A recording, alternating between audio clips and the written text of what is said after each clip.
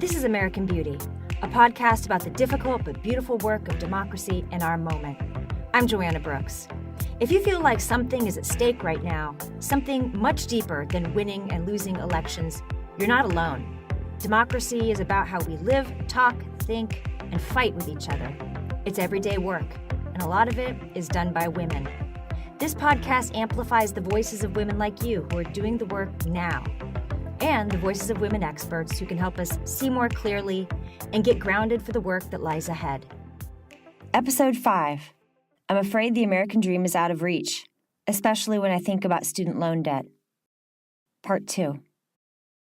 So how much debt do I have? It's like over 100,000, and it's mostly student loan debt. And I feel oddly comfortable with it because I just know that it's going to be there forever, and I have to kind of turn it into my friend. It's several bills I pay every month, and it's about to go up again because I went to grad school, and I don't tell people about my debt because they get really panicked about it, and I feel panicked about it. When how I really feel about it is I use that money to pay for an experience, and it's my constant companion, that debt. And other people, like, well, you'll never own a house, you'll never get a car. They have a lot of panic about it. And I'm like, don't push your panic on me.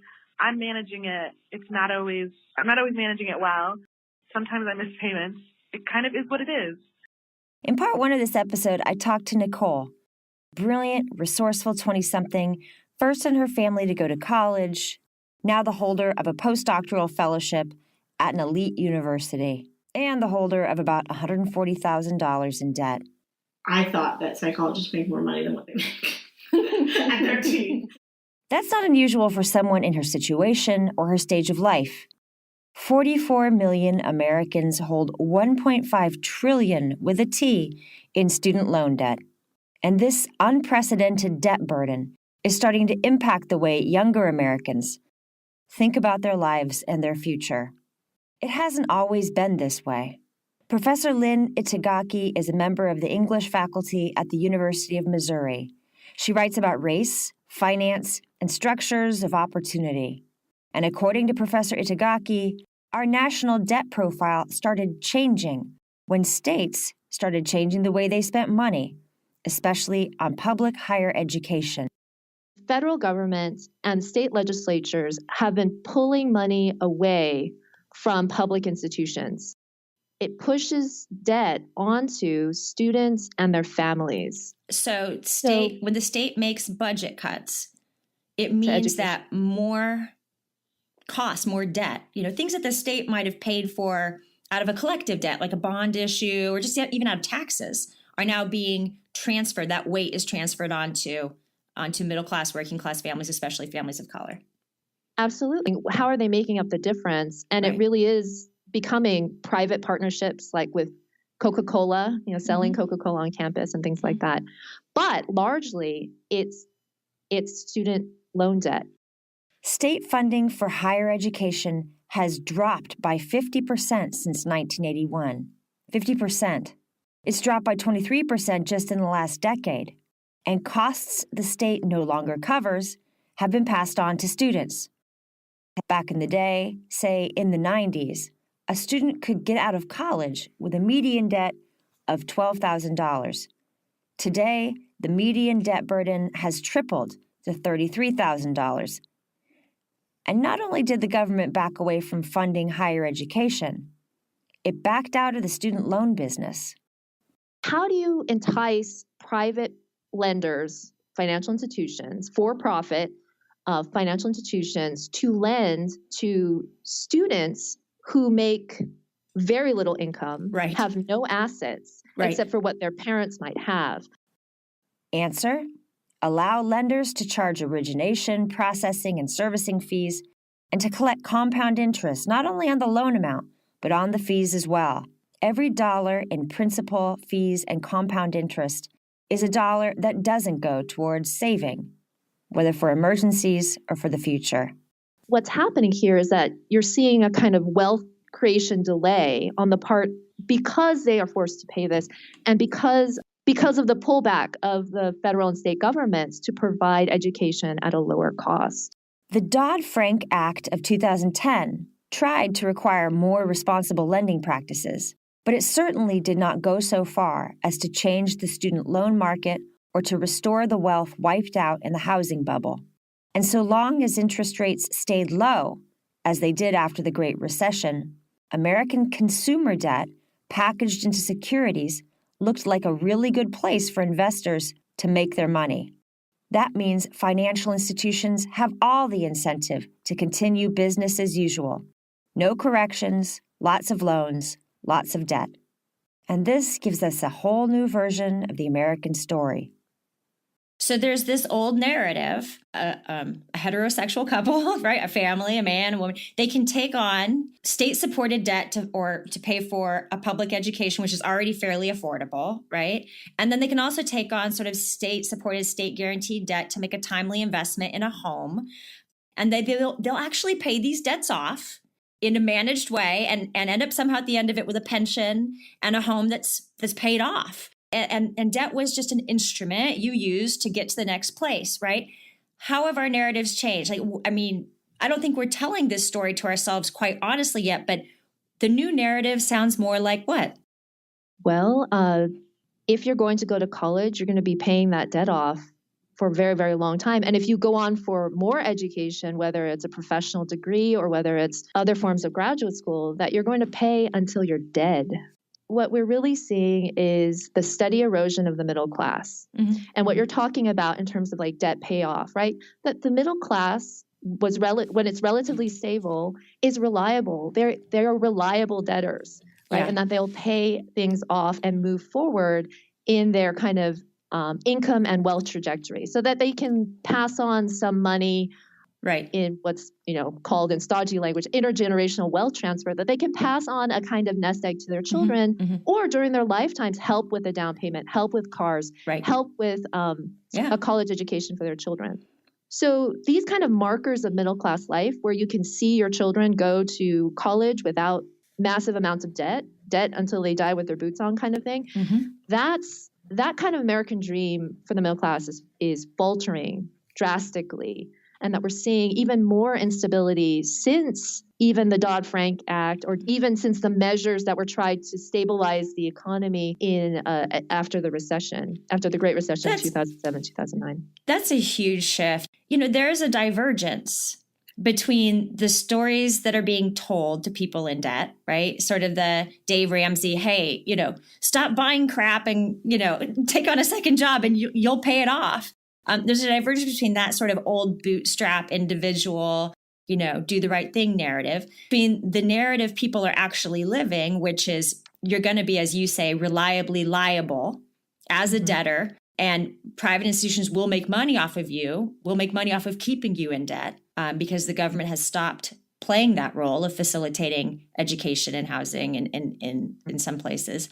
But then there's the third narrative I see sort of people living, which is just don't think about it. There's this don't think about it, don't talk about it. This sort of narrative of closeting debt and just spending as if, what the heck? And not that people are spending crazy. I don't buy into the avocado toast hypothesis, right? That if y'all would just get less fancy phones and buy less avocado toast, you'd have your debts paid off. But there is a divergence. How does that impact the way we live with each other? This divergence, this hiding, this managing of multiple narratives. Well, Elizabeth Warren addressed this in her research when she was a law professor at UT Austin and then at Harvard, where she actually she talks about how she ascribed to that view that people just need to spend less money on luxury goods, and that it's from overspending at malls or frivolous things, and that if they just cut back. But when she did the research along with her co-authors on bankruptcy, right. and saw that it was middle class families with children, right. that were going bankrupt. And it wasn't the single woman, single man, living high, the high rollers, but the large percentage, and we're talking like over 90%, these were families with children. Right. The most stable form of, right. What people imagine as the most stable form of an economic unit and household, a 2-earner household with kids, wanting to live in the suburb. And so she documents this in her research. And then she also documents this in her writings with her daughter on kind of financial help books that she wrote in 2004 and 2005. So she herself is a convert to the belief that these bankruptcies, this overwhelming debt, is not something that is from profligate spending, but actually from very common things like, a medical emergency, right, and or job loss. Increased debt means increased vulnerability for most Americans. Not only are you less able to finance a future, but to absorb the shocks of everyday life. Your kid's got a cavity, your car breaks down, you need to buy a new car, your home is flooded or has fire, right? So there's all these kinds of shocks where if you don't have wealth, then you're not going to be able to withstand it. And you're going to have to go to a payday loan, which with an exorbitant rate, 300, 800% markup that you're going to end up paying. And so when you have that situation where you don't have wealth, and we can talk about the numbers where you look at Closing the Women's Wealth Gap, for example, a nonprofit that studies these numbers. So if you looked at all single men, they have $10,000 or so in wealth. Look at all single women, about $3,200. So women on average have 32 cents on the average man's dollar of wealth. And then when you break it down, it becomes even more when we start thinking about people of color, and especially women of color. Single men, white single men, $29,000 of wealth. And that's compared to Black single women who have $200. And then if they have children, it's zero cushion. Zero cushion. If someone breaks a tooth or falls off a play structure or grazes a bumper. That's the reality for many women of color in the United States, especially for African American women like Nicole. I'm Mehrsa Baradaran. I'm author of How the Other Half Banks and The Color of Money. And I'm a law professor at the University of Georgia School of Law, and I teach contracts and banking and just, debt, credit, all of that. Professor Baradaran is the author of 2 books, How the Other Half Banks and The Color of Money. What are the top 3 factors in 20th century American life that have created and exacerbated the racial wealth gap for African Americans?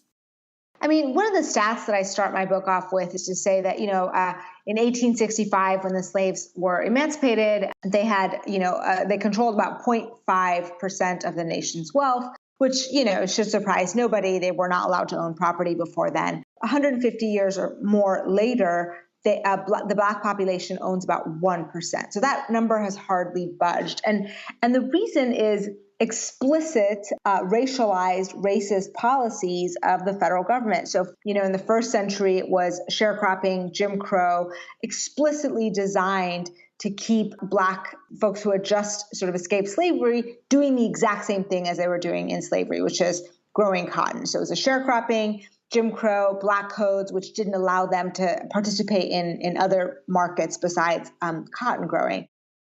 Then came the 20th century, when most Americans were able to build wealth for the first time through federally subsidized and guaranteed housing loans.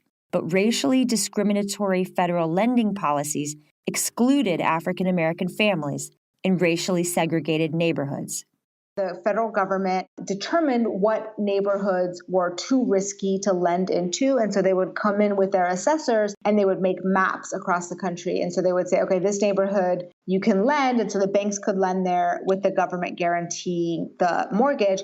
And then in some neighborhoods, they could not. And the way that they mapped it was explicitly on race. So if you look at these documents, it was like, oh, these are, this is a businessman community, this is a clerical worker community. And then they showed percentage of Negroes, right, living in the community. And that was the primary determinant of whether they got a home loan or not. So these red lines created Black ghettos and white suburbs, explicitly so. And then, the white suburbs were very concerned about keeping their status, their good FHA loan status. And so they they had racial covenants in all of the houses in these white suburbs. The majority of the country had this for almost this entire century. And and I've seen it in my deed, my old deed in this house, basically saying you may not sell this house to anyone besides a white Caucasian. These histories of inequality, and especially 20th century histories of discrimination and federal government support for home ownership, had a tremendous impact on wealth. A home is a cushion against the shocks of life in many ways. Family-owned homes can provide shelter for members in economic transition, and the equity in a home can serve as a cushion to draw on in case of emergency, like medical bills or car accidents. Without home equity, one's entire financial status is made far more vulnerable. Yeah, so the less money you have, the more you have to pay to use it and to get credit. So the more money you have, the lower interest the bank will lend you money, and so look at, where some of us, when I need credit, I go for my mortgage, I get, whatever the government subsidized 30-year fixed loan, it's 5% credit. When I need a small loan, I can just borrow against my own capital, right? So the more money you have, the less you pay to borrow money. But if you're poor and you need money, you have to go to a payday lender. And so if you want to borrow $500, you pay at the end of the day $2,000, right? So because you lack wealth, you pay more to borrow. You need to borrow more. You pay more to borrow. And that excess cost sinks you further into debt and removes the little buffer of wealth that you have. So it's really a cycle that it's really difficult to get out of. And you look at the lending market, and I've written a lot about the geography of loans in my first book, How the Other Half Banks, where I talk about how you've got community banks and credit unions in middle-class neighborhoods, and then you've got payday lenders and check cashers in low-income neighborhoods, right? So a lot of people joke, like, you got the neighborhood's getting more dangerous when you hit the check cashers, and that's true. And it's because these are areas that banks don't want to serve. These are high-cost loans. Now, the reason the cost of lending in communities of color is so high is because smaller loans, even essential loans to pay things like medical bills, are not insured by the government, but mortgages are. So, are there ways in which the banking industry has contributed to the racial wealth gap? Just in terms of their policy choices, the way they've marketed credit, the way they've marketed student loans? Sure. I mean, yes, like banks now are well aware of where they can sell what kind of products, and they typically sell, during the subprime crisis, there was a lot of evidence that banks and lawsuits and convictions of banks that targeted Black and brown neighborhoods with their worst loans and sold to people who could otherwise afford a 30-year fixed loan. Mm-hmm. Right? I mean, just to be clear, the government stopped discriminating with these FHA maps, sometime in the late 60s, but the legacy stayed on. And so you had these communities that, the New Deal was over by then, so there was no subsidies anymore. And so you had these communities that were deprived of mortgages, and that's when the subprime lenders came in to really prey on these communities and when it became really profitable to sell a subprime loan. Do things get better if Black banks do the lending? Black communities have a long tradition of mutual help, dating back to burial societies in the 17th and 18th centuries. In 2016, hip-hop artist Killer Mike launched the hashtag Black Bank movement, calling for 1 million African Americans to deposit $100 each in Black banks. Within a week, people had moved more than $1 million in assets. Jay-Z joined the movement in 2017. But as Professor Baradaran writes in Color of Money, even Black banks have been hamstrung and held under by discriminatory practices and policies. I find it revelatory to follow the history of Black banking to show exactly how the racial wealth gap is created and perpetuated. So the book isn't really about Black banks, but I'm using them to show what is possible through self-help and pulling up your bootstraps and what is not. So the myth that communities just need to come together and pull up their bootstraps, that people need to just save money to have wealth, that it's some personal decision that creates poverty or wealth, is bunk. And all of this history, barely acknowledged, rarely spoken of, has to impact our politics.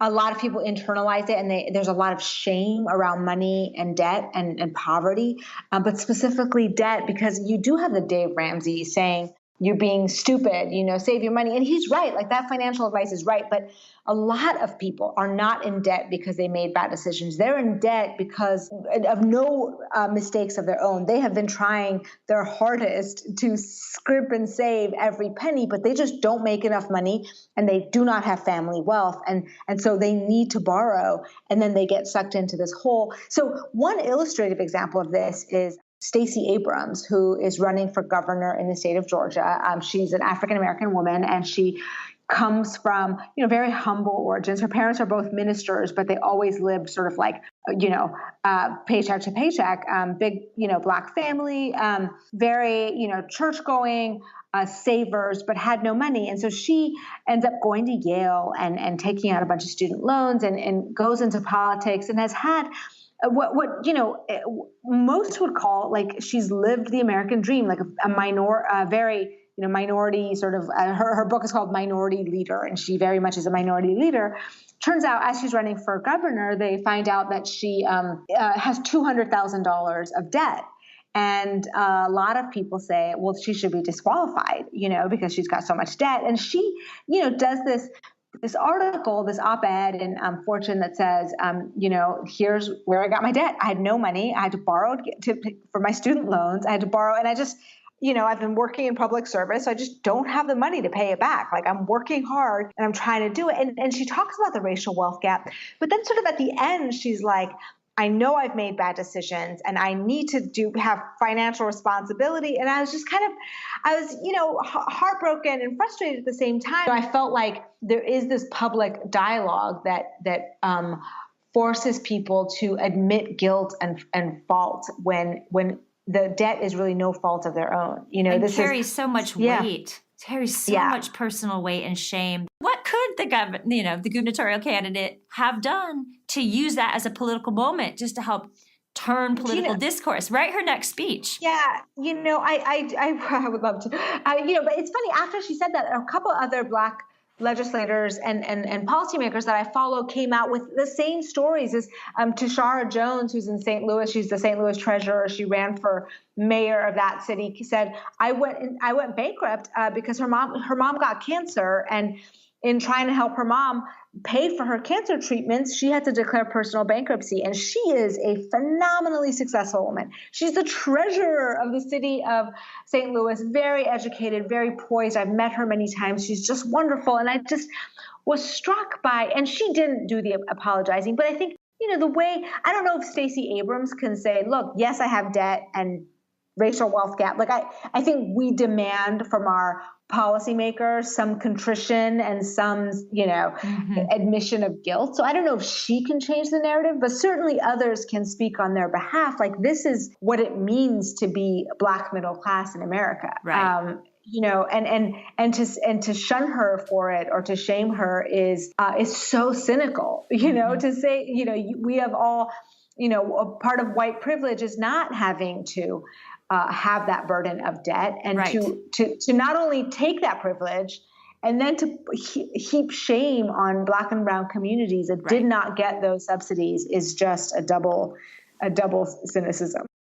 Now, Professor Baradaran usually talks to legislators and policymakers about how to create a more equitable financial system. But when I asked her what she would say to Nicole, here's what she said. Put the money away, see someone, talk about it, right? Don't be ashamed, and be very, very open about your situation with yourself. I think we just have to be honest with ourselves, like, take the shame and fear out of it. I have to admit that I don't have a great relationship with money. I get panicked. I get panicked thinking about it. I grew up an immigrant, poor, and then now I'm comfortable, so I don't have to worry about it. But I have this fear of poverty, so I don't think about it. So luckily I have a husband who will deal with the taxes and all of that stuff. But really, I get cold sweats when I have to, think about financial planning or budgeting. And luckily I have enough of a buffer that I am not living paycheck to paycheck. And so I don't have to worry about it. And that is like, I know what a blessing that is. And so maybe it's helpful, at least, it's not going to fix your short term, but, at least to know this is a structural issue. This is not a character problem. Yes, absolutely. And even to begin to reconceive of a politics where it's possible for people to be honest about what the middle class pretense actually costs. Right. If employers aren't paying enough, if the health coverage isn't good enough, if working people are in medical bankruptcy, generation after generation, I mean, at some point that erodes, the essence of democracy, which is an educated, middle class with options. At least in the United States it is. So yeah, exactly. Like, can we be an equal society? Can individuals enjoy freedom and liberty if they're shackled to debt? Those are questions that we need to be asking as inequality grows ever starker. Like, what does it mean that there are billionaires out there who have more money than they and their children and their children's children will ever need in their lifetime? Right. And there are people who have to worry about debt every single day of their lives. I just think, is that really what democracy looks like? Shackled. That's a serious word with a long history in this hemisphere. So my name is Karen Salt. I am affiliated with the University of Nottingham, where I direct the Center for Research in Race and Rights and lead the first Black Studies PhD in Europe. Professor Salt is an expert in the history of Haiti, the oldest democratic republic in the Western Hemisphere, liberated from French imperial control and founded by formerly enslaved Blacks. Yeah, and not only just against France. During the revolution, the rebels will be able to fight off the Spanish and the British, who will both try to take over during the upheavals of the revolution, and will fight them all off to then claim independence. Just being a free Black nation with free Black leaders unsettled the politics of the whole Atlantic world. If you can imagine diplomatic circles or people trying to welcome people into particular places and just kind of what that might mean. There's a conversation that happens in the 1820s in the U.S. Congress, and they're grappling with should they recognize Haiti, that's been independent since 1804 by that point. And one of the discussions is we can't recognize this place. If we recognize this place, that means that they'll send a representative who will come into some of the congressional chambers or come to a dinner and then actually touch the hand of my wife. And for this, the nation of Haiti was refused recognition among the community of nation states, which meant, in turn, it was refused access to nation status, diplomacy, trade agreements. It was starved economically until finally, in the 1820s, France essentially says, we will recognize you, give you all this market possibility if you essentially pay us 150 million francs. And he takes that back and agrees. So essentially, they're paying for the blood of the people who died, or the blood of the people who, because remember, France is a typical notion of enslavement was to buy, and this is what will play out in Saint-Domingue, is they would buy an adult slave, work that person essentially to death, and be able to buy another adult slave. So very different than other slave economies where people would try to grow populations or try to bring up populations from a younger age. And that's the kind of money that was essentially floating around from sugar primarily. So they're faced with this money and a deadline of when to essentially pay this debt back, and there are the French banks right there at the ready to loan it. 150 million francs, so that former slaves who fought a war to win their freedom could reimburse former plantation owners for the cost of losing slaves. Just to be clear, Haiti had to go into debt to buy its freedom. So to be able to pay off that debt, then officials will be involved, Haitian officials will be trying to force more people back onto plantations to essentially create more products that can be sold that will then feed into the coffers that will then help to pay back the debt, right, of previous people who've been enslaved. So you get this cycle of enforced labor, co-optation, and a kind of refusal to recognize freedom as what it means. Now, the people aren't standing for it. I mean, they're resisting all sorts of folks who are trying to set up these negotiations in their name. And this debt keeps Haiti and its people enthralled to labor, just to pay back France. Every day they have to wake up and go to work to pay back their former enslavers. And this is called freedom. Dr. Salt draws a parallel between the situation of Haiti and the situation of indebted young people today. Just imagine if you just waited by what you owe. I mean, we know this is a slightly dissimilar, but quite similar analogy of young people who are saddled with hundreds of thousands of pounds of debt when they leave universities, let's say in the US, and they go out and they're trying to now start a job, get things, move places, get their lives set up. But yeah, they're in debt by just so much cash, right? And they have to negotiate throughout their entire life about how to eke paying back stuff off and then also try to advance. And that is essentially a story that I think anyone looking at Haiti would also recognize, is that ability for you to forward direct and actually channel your resources or channel your own potentials around whatever choice that you have is going to be constrained because of the amount that you have to pay back all the time. Even when that amount is negotiated down slightly, even a little more, it well exceeds the capacity of the country to produce it. Yeah, so they're going to always have to get more money from somebody else, or more money from somebody else, or force people continuously to produce and try to extract their labor.